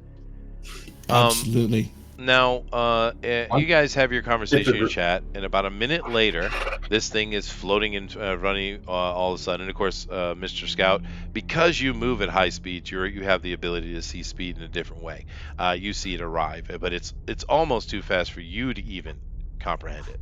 But it's floating above you in the air. You're not quite sure if it's male or female, actually. It begins speaking to Laz and Laz only. And it tells you that Denegal is not under siege. It is conquered. Oh Oh. boy. And this Jarl of yours seems to be completely safe and is talking to the god Sylvanus as we speak. You also have thousands of humanoid creatures are gathered in Denegal and are traveling in great numbers to Denegal. It tells you that the human population is mainly dead. They've been put on stakes or eaten or various things like that. There are pens filled with some, but there's not many left. Kaer Murray is also completely gone. Matter of fact, Kaer Murray has been obliterated to the ground. And that curious question in your mind, you have been asleep for 3 months. Oh my god. How are we alive? No, The may I magic of humbly- the hallway, dude. May I humbly ask, who am I speaking to, and who doth thou represent? And if thou can give us counsel as to what we might do to change things, or must we flee? Well, it answers your questions in turn. Its name is Zariel. It serves Pelor. And I should write that down. No, Zarya Got it. Zariel. is one. All right. Let's see. What was your question? So, name is Zariel. It serves Pelor. And what should you do? That's kind of an odd question. It does not know. What do you want to do? I'm gonna guess, Les, are you telling us all this as? Yeah. Well, you Yes, hear him I'm- speaking, I'm- right? The le- angel is le- speaking Well, I in don't speak common, by the Celestial. way. Well, yeah. Oh, okay, okay. Yeah, I mean, I would assume he would switch back in common as soon as the angel started speaking common, right? Okay. Because the angel has said nothing in celestial at all. The whole conversation's been in common. let me ask one more question. Canst thou speak to all of my party so that we can have an understanding between us? We can hear. That's what you just said. Yeah, everybody can hear, No, dude. he means can we ask it questions and Ah, I see. As you wish. And then, I guess you guys see it. I've got the question. Pick me. I raise my hand and I'm jumping up and down. It looks You- at you with absolute and complete disdain. Go ahead. Yes. All right, quick question. So Behave. I'm not gonna ask her out on a date yet. But no, seriously though, we noticed that the bad god over there, Sylvanus, he looked like he was tainted by something. Do you know what that is? And would you know how we could possibly undo that whole thing? Well, Zariel looks at you, surprised that you actually asked an intelligent question. The angel begins explaining what it understands has happened as the best it can. There was, this story, I'm not going to lay out the whole story because you guys know it, and I'll just kind of cover over it. Many decades ago, been a couple decades now, there was a spell plague. Now, some of you are old enough to remember it, you guys know that it was a very bad thing. And of course, after the spell plague, of course, the Eldrin returned, and we're seeing more and more gods returned. What had happened is that the reason why Moray was kind of untouched by the times of troubles, which was 40, 50 years ago, was because Sylvanus lives here. It's kind of like a vacation home for Sylvanus. And therefore, none of the gods want to deal with a greater god like that. So they kind of stayed away. So this amulet you have has nothing to do with keeping gods away. Sylvanus' presence is what kept them away. The thing that happened during the spell plague was, of course, that Mystara was killed by Cyric. And of course, that's why magic went crazy, because the goddess of magic that kept the weave together and working was dead. The gods came together and they were able to reconstitute her into a kind of a mishmash of her old self, because she's died twice already. Her old self and her most recent self, and they were able to create an amalgam of that and reconstitute the goddess of magic whole. And therefore magic is fine. But the problem is Sylvanus was, of course, trying to protect his home, Moray, for the whole time. Because on the mortal world, this is where he chooses to relax in the mortal realm. He became tainted by the spell plague. So although the spell plague is gone, it still lives within Sylvanus. And there have been conversations, she, whatever it is, let you know that there have been conversations amongst Pelor and the other greater gods whether Sylvanus should be removed or not, and the danger it would bring by doing that. Because as long as Sylvanus lives, the spell plague lives. Now, that is a lot of information that just got dumped on you. Yeah, this is what we call exposition. Mm-hmm. Yeah, expository dump. Yep. If they were to decide to remove Sylvanus, would they attempt to reconstitute him as they did the goddess of magic? Mystra? Yes. It assumes that would be true, although it will not take liberty in assuming what a god would do or think. Probably. Are the gods planning on doing something at all other than that? Is there a way? It does not know. Let me answer that question first, Les. It does not know the answer to that question. Excuse me. But it does know that nearly every god, now understand there are multiple pantheons on this planet, nearly every god is walking the planet as you speak. Oh, jeez. It does not know why. It does not have that information. It only has what it has been provided. It's an angel, right? This is not an autonomous creature. It's a party. All right, go ahead, Les. Is there a way to heal Sylvanus of his taint? It's not unaware of one, but of course the gods are dealing with that. Meaning they're well aware of the problem. Can we assist in this quest? It kind of looks at you like, in what way? I can juggle. Sweet. Now, it doesn't know, in your questioning, it does not know why the gods are walking on the planet. You don't know. It doesn't know the answer to this. It doesn't have any information that it wasn't given. And of course, the people within a religious world, you understand this about angels. So the cleric and the monk certainly understand this. So more than likely, when you turned on that amulet and this was sent, you're not sure what the magic would do, but it certainly made Pelar aware. And more than likely, Pelar gave this thing the information that Pelar wanted you to have. Right? Because that's kind of how angels work. They're very robotic. They're not autonomous. They're not a willful creature. Right? And this one is is the role of a messenger currently. It's exactly what it is. But it also has swords out and ready. Keep that in mind. Okay, so we need to know from what's the name of it? Zazrael or whatever?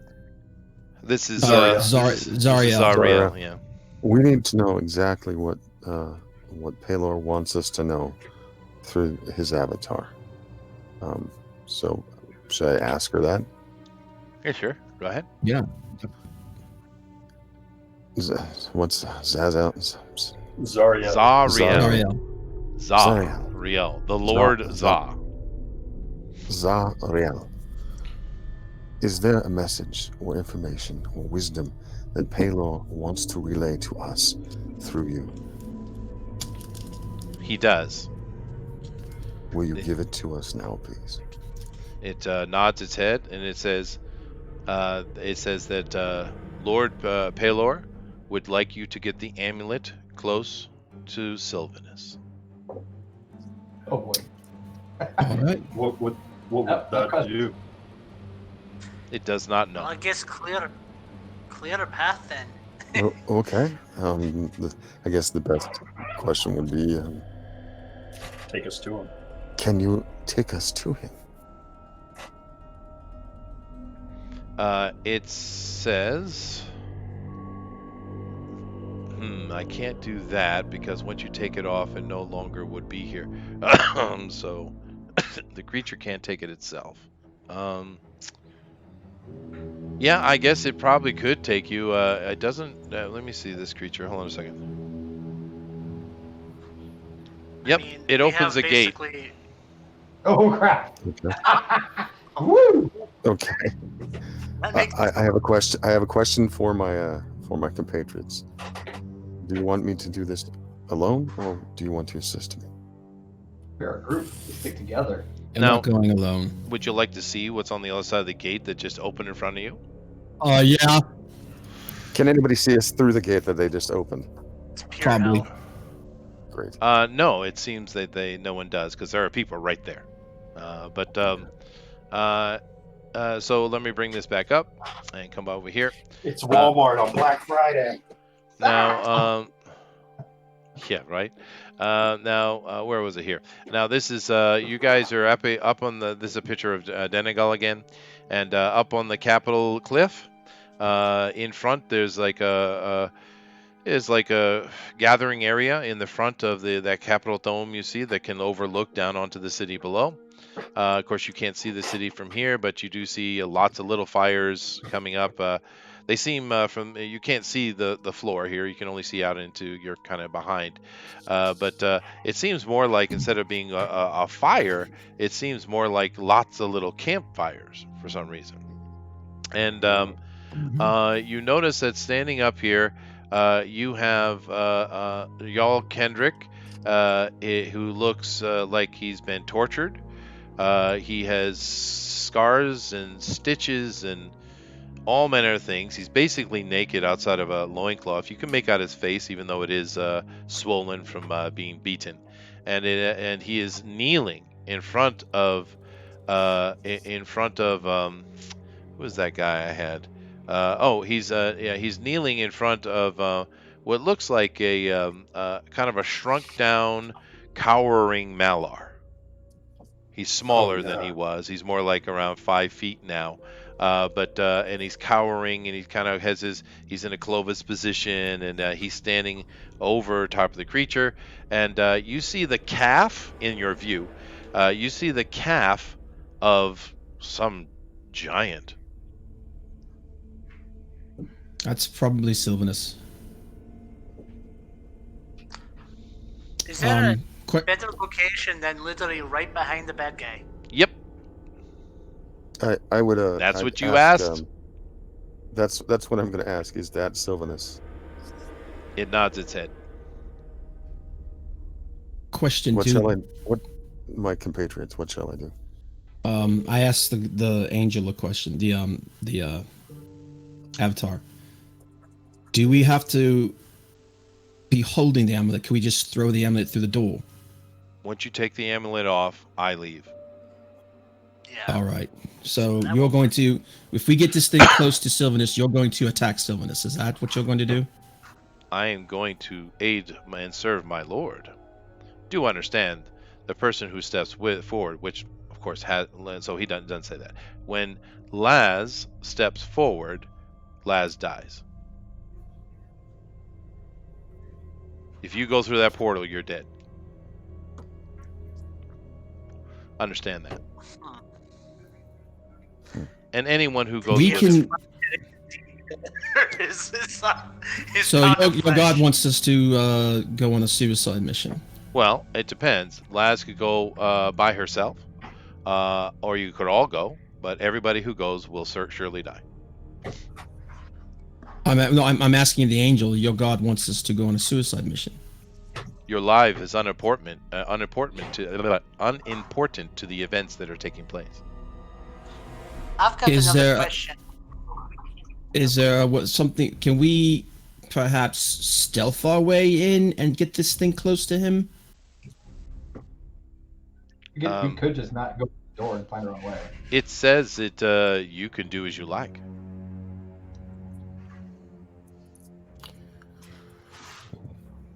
This is What would you have me do? To Go save ahead, this Corny. island, what would you have me do? All right, 2 questions now. How close would we have to get the amulet to this to Sylvanus? And also, can you show us the nearest unoccupied boat out off this island? It's confused by the question. There are many boats. And as far as how close you have to get, it has made it perfectly as close as it needs to be. Do we know what will It happen? responded to your question perfectly, right? Yeah. Do we know what will happen once Sylvanus is confronted with the amulet? And Probably all Avatar hell's going to of break Baelor? loose, and that's why it thinks you would die if you went in. I say go for it. What else do we got to do? I will sacrifice to save the island, if this will help. Will this help? I have a Will this question. save- If Laz takes off the medallion, you leave. What if someone else puts it on and invokes the name? It says that it would be recalled. And if she takes it off, you get recalled. And I put the amulet on and I speak the name, you come back. That's how it works, at least right now. This is working this way because Baelor deems it to. Mhm. Is it possible to speak with Paylor directly? It becomes enraged with you, but controls itself from killing you.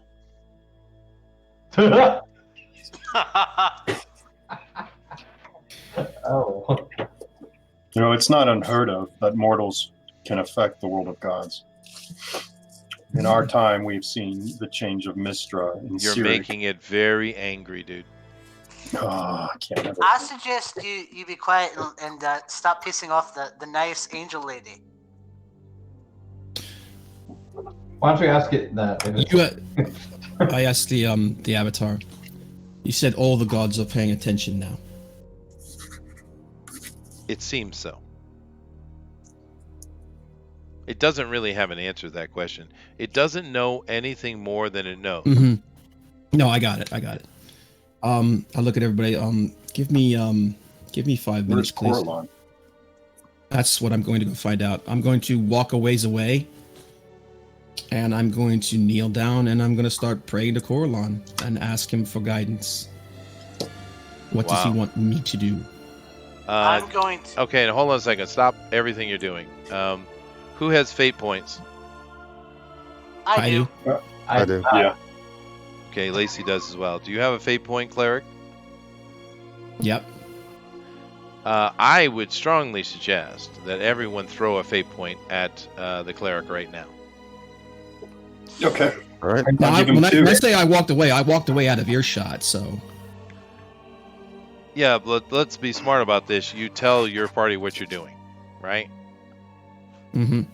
I'm going to seek guidance from Coralon, and we're going to assume everyone here is smart enough to know that, hey, that might actually work at this particular moment. So I everyone would throw a like to fate join point. him and try. I'd like to join him and try and add to his role that I'm way too. going to do give him my fate point and also an inspiration. Awesome. Okay, that will All right, help. Sing get it. a fate point Sing from it. me. You gotta sing it. True. I gotta sing my inspiration. Yeah, we haven't had a song in a while. Let's have one. Come on. We Well, have. that's how you do it, man. You inspire through your music. All right.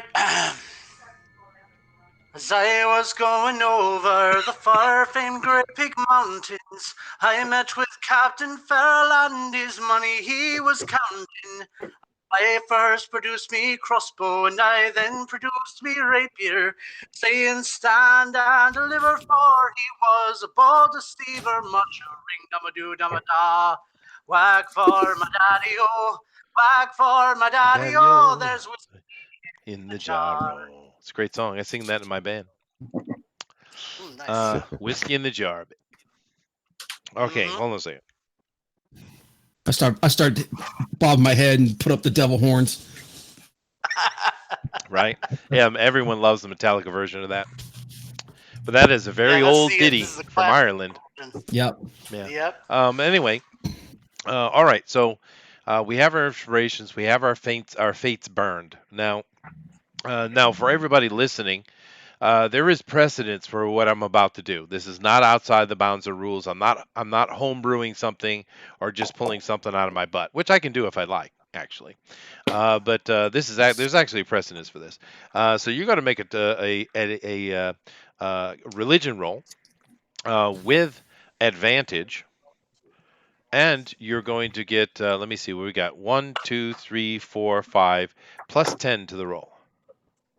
Now, I have- does my intervention or joining him in prayer boost him at all as well?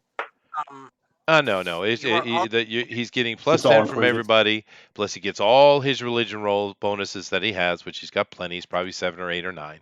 And my inspiration. And your inspiration, which is a plus D4 to the roll. And of course, you It's also have actually What is it? it's a D what? We lost him. 20? I think maybe he's going to say it's a D6. Maybe he's leveled up. D8. A D8. D8. And you have advantage. So, and of course, the DC is ridiculous. But you're probably sitting on what? A potential of plus 20 or more on the roll, probably. Yep. So I'm gonna roll don't the 8. suck. I'm gonna roll the D8 first. Okay, that's a 5. All right, so that's plus 5. I'm at Plus 5, 15 plus already. 10, plus 15. What's your religious, with your proficiency and stuff? It's probably at least plus 7. It's plus 5. Well, your proficiency is plus 3, and your wisdom's only plus 2.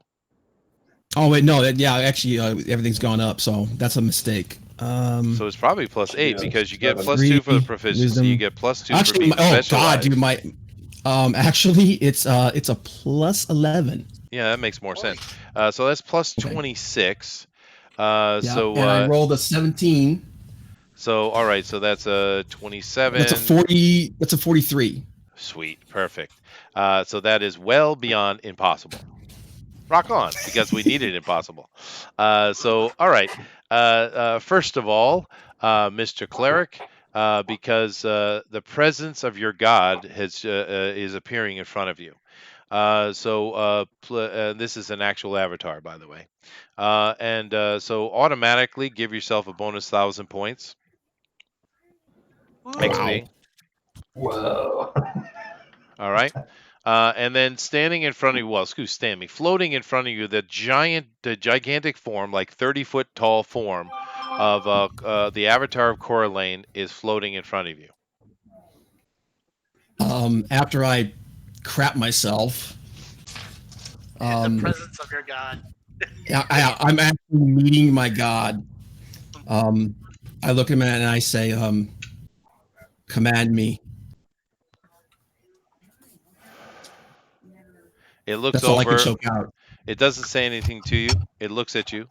It looks over at the angel that is floating in the air, and it swipes the avatar Coraline, swipes its hand, and you see the angel turn into a bloody mist in the air. Whoa! What?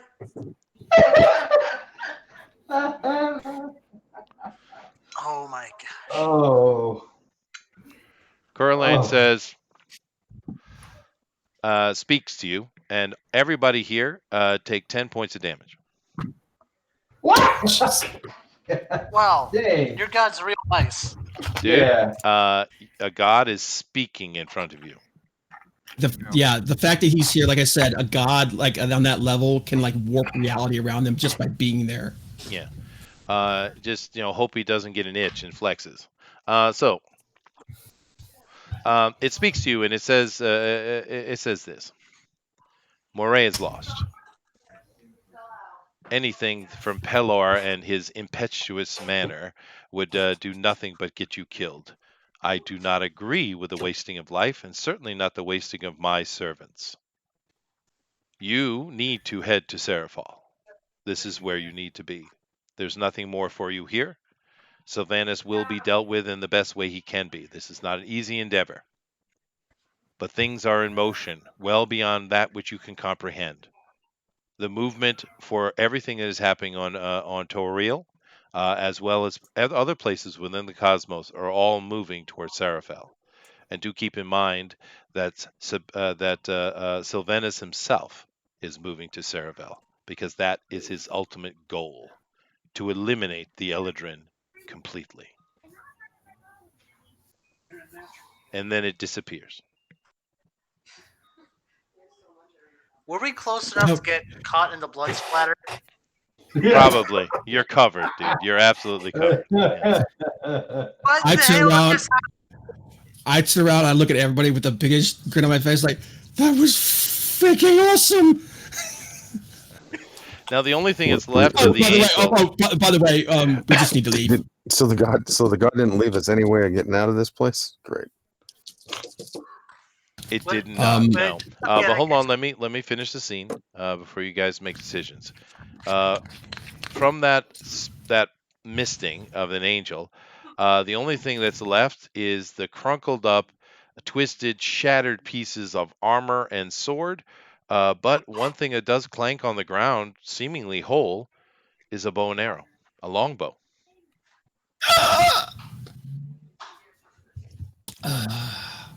I'm still gonna collect that armor and weapons, even if they're damaged, because that's like The metal might have. Yeah, it's like, these came off of a god's avatar. I look at the bow. I'll go over and I'll pick it up. Okay. And I turn and I look at Baran. Oh no. I think this is for you. I can't. What? No. Okay. Okay. Of course, I'm going to let you guys have your reactions, but when you guys in decision, but later at a later point, when you guys do identify this, this is a +3 phantom bow. Oh, Jesus! Oh, oh. Okay, and what it does is when you use it, it doesn't need ammunition. It automatically creates arrows, solid arrows, as you use it. But if you put a magical arrow in it, it doubles the effectiveness. So therefore, say you put a +2, that would be a +7 shot, magical shot, which goes to damage as well. It's a Whoa. serious I've got bow. You another don't get question. much better than Phantom Bow. Yeah, that's pretty awesome. Another question. Can I try and collect any of this blood? Because I mean, it is the blood of an avatar of a. Well, it has puddled. I'm gonna Oh try my and God. collect as much as of it as I can. The portable hole of blood holding. I love it. Creston, Chester, is this is a regular Phantom Bow, right? It's just a standard +3 Phantom Bow. Yeah. Okay. It can also fire poison arrows. The Phantom arrows can be poisoned if you choose. Ooh. So that when you fire it, you do the normal arrow damage plus 1d6 of poison That's a damage. 5th edition. All right. Yep. Yeah, no, it's a badass bow, dude. God dang, man! Fucking god weapons. Yeah, well, you gave it to me. You have do two with artifacts. this? You have 2 artifacts in the party right now. So do I keep this artifact I got or what? I say That just medallion? take it off. That's another artifact. Yeah, you're right. No, I don't know Yeah. about that. I think I might want to leave it on. Well, she could always put it back on. I mean, Well, I have it on. I haven't taken it off. Yeah, I'm saying. I think you should leave it on.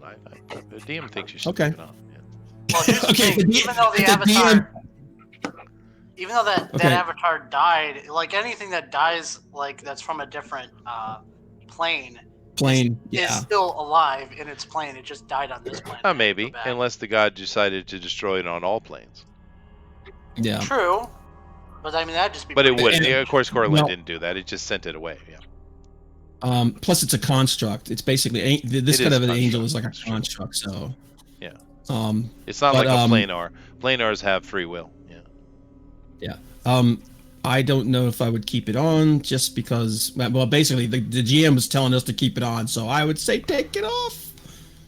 No, I just keep it.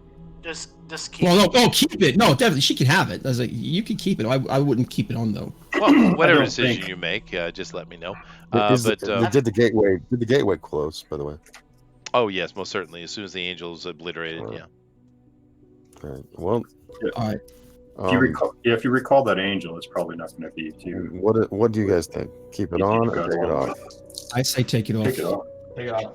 Generally, my opinion is to take it off in most circumstances, but in this particular one, I say probably keep it on. We Take just it off. that avatar that the amulet summon just got toasted right in front of you. I don't think. Yeah, by my god, by the way. Really happy. All right, I'm gonna That's make true. a roll. And gonna your make a god roll. insulted Pelor too. Yeah, Oh, Pelor, yeah. Pelor's going to be pissed. Yeah. That's by the why way, I'm saying take it off. Lacey doesn't have a vote because she's still on her knees crying at seeing the absolute obliteration and disrespect done to her uncle, the Jarl. Maria's lost. Well, I made a roll It's time to grow up, Lacey. on whether to take it on or off because I want to leave it to the gods. Keep it on. You keep it on. Now, this is what happens. By keeping that on and the god disappearing, and after a little bit, just about the same amount of time it took for that angel to show up, because it didn't show up immediately, right? It took a little bit of time for it to take place. In about the almost precisely exactly the same amount of time as that took, you notice that the medallion on your chest begins to change form. And it changes from a war talisman of Pelor, was what it was, and it changes its shape, and it is now a standard symbol of Corlin. Okay, I'd like to have that back. Yeah, no, No, too you late. gave it away. Too late. It's only fair. No, hold on. Then let me continue. I'm not done. This is what happens. It is now. Write this down with it, please. It is now in essence, a cursed item. Oh, Now, in essence, because you cannot take it off. Now, there are spells that would let you take this off for sure, but I don't think you want to, because now that it has changed, you instinctively understand what it's doing for you, and you think, like I said, this is instinctual, but you think that Coraline has taken pity on you. You can oh, feel the cursed taint within you. The reason you came to these islands no longer exists. You are purified. wow. Oh. Whoa. Whoa. Yeah. I'll have to talk to Can I you tell about. you about our I'm gonna- Lord God, I'm Coraline? gonna have to talk to you about this after we get done. That's my quest. And it Yes, does I stuff know. to me. And you've just been purified. Now, under the stipulations that the medallion stays upon you. It's not a permanent thing. It's not something that's, but you are purified as long as you keep this artifact upon you. Now, you don't know what it does. You would have to have Lacey use one of her spells there to try to figure out if there's been changes and stuff, and that's up to you if you want to do that or not. But basically, it as long as you keep it on, which you're forced to keep it on because it is cursed upon you, you are purified. Okay. So that's a lot of information. We did a lot of exposition today, and not so much fighting. I gave them opportunities to fight, but they didn't take them, and that's fine. You don't always have to be about combat, but we have moved our story along. Moray is most certainly lost. It is now in the hands of Sylvanus and his humanoid horde, which includes a gigantic army of werewolves. You don't know how many of the humans have been brought into that or what have you. You know from the vision you had that there were certainly a lot of dead humans around. But as far as what the angel told you, you don't know what's happening elsewhere in Moray, but you know that center place has fallen, and of course the nobility, at least the Jarl himself, is captured.